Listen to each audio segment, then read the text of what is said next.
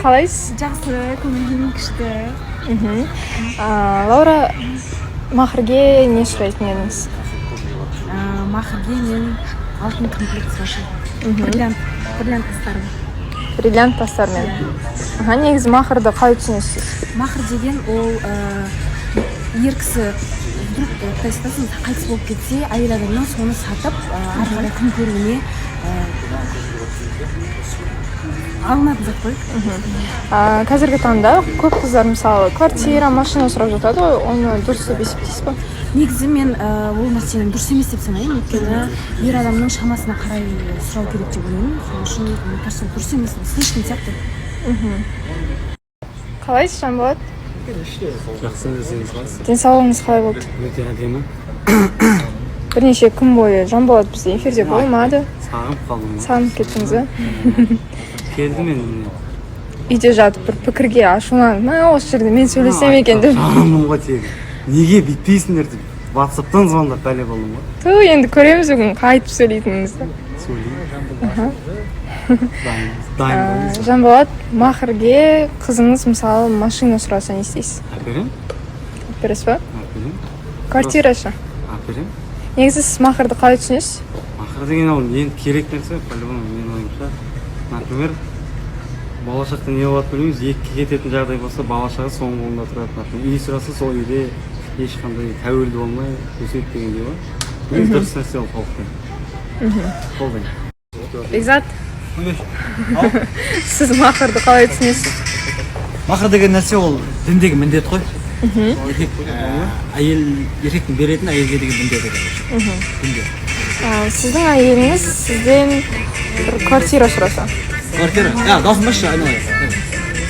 Квартира сұраса, бұйырса, алып беруге болады. Негізі сондай квартира, машина қазір оқу сұрап жатады, оны дұрыс деп есептейсіз ба?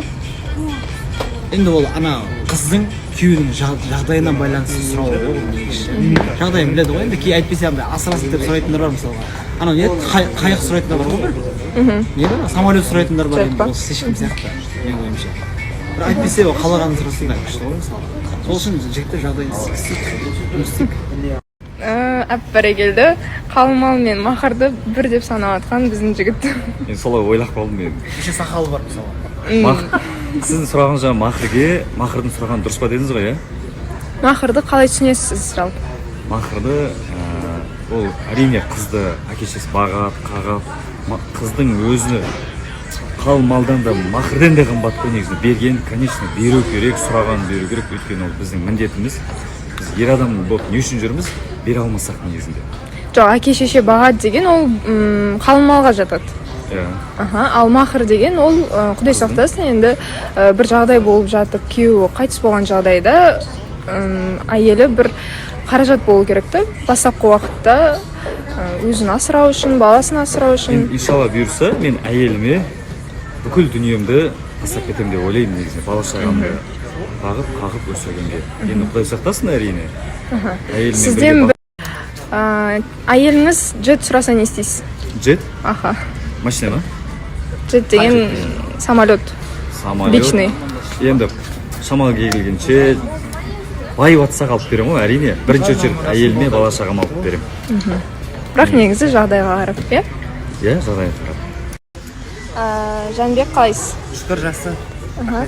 Жанбек, сізден махрге квартира сұраса не істейсіз?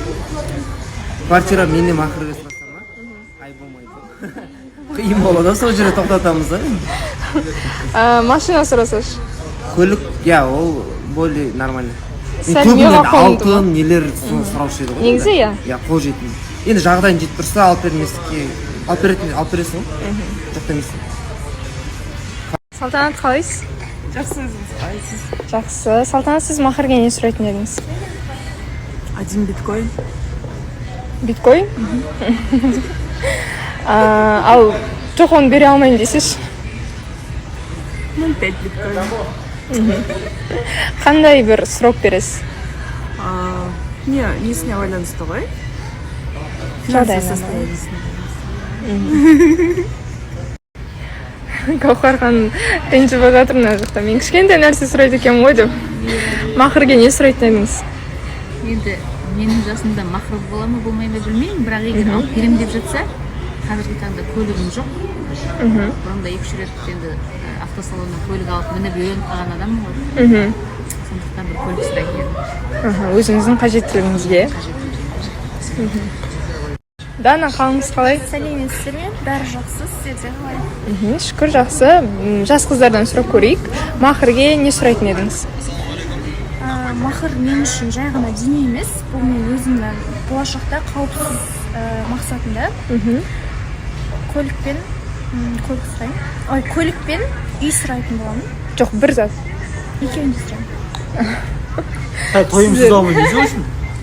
Өздеріңіз бір ереже құрып алғандарыңызша, оны алып бере алмаймын десеш. Алып беру керек. Қандай срок қоясыз? Бір Бір жыл. жыл, е? Бұйырса сондай бір жігіт кездессін енді, е? Қалайсыз? Саламатсыздар ма? Қайырлы күн, жақсы, өздеріңіз қалай? Тимур, сіз Махрге сізден бір оқу сұраса, оған қалай қарайсыз? Қазір сондай нәрсе көріп қалдым да мен? Оқу сұрап жатқандар бар. Обучение. Да, дайынмын оқуға. Дайынмын дегенде ол дұрыс деп есептейсіз ба? Жоқ, мен енді одан да маңызды нәрселер бар деп ойлаймын. Бірақ одан да маңызды нәрсе сұраған дұрыс. Ал бір қымбат квартира, машина деген сияқты дүние болса ше? Сол мүмкін лайықты. Оған жақсы қарайсыз. Оған жақсы қараймын. Сандуғаш, қалайсыз? Әдемі болып отырсыз бүгін. Нежная болып. Сандуғаш, сіз Махрге не сұрайтын едіңіз? Ол үлкендер ақылдасып мен сұрайтын сияқты. Өз басым өзіме даже не керегін білмейді екен. Жоқ, Махрге әр әйел өзі айтады ғой. Сіз қалың малмен шатастырып жатқан сияқтысыз.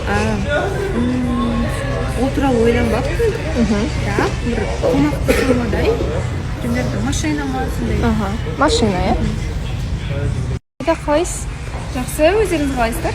Жақсы, бүгін цвет настроение бір оранжевый болып отырсыз ба? Аида, сіз Махрге не сұрайтын едіңіз? Махрге мен ойланбаппын, негізі алтын комплект сұрайтын. Қандай сұрап бересіз? Бір-екі жыл шығар. Бір-екі жыл алып берсін. Шолпан ханым, қалыңыз қалай? Саламатсыздар, жақсы. Шолпан ханым, сіз Махрге не сұрайтын едіңіз? Машина? Қандай срок беретін едіңіз? Бір жыл, 2 жылдың ішінде. Негізі Махрды қалай түсінесіз?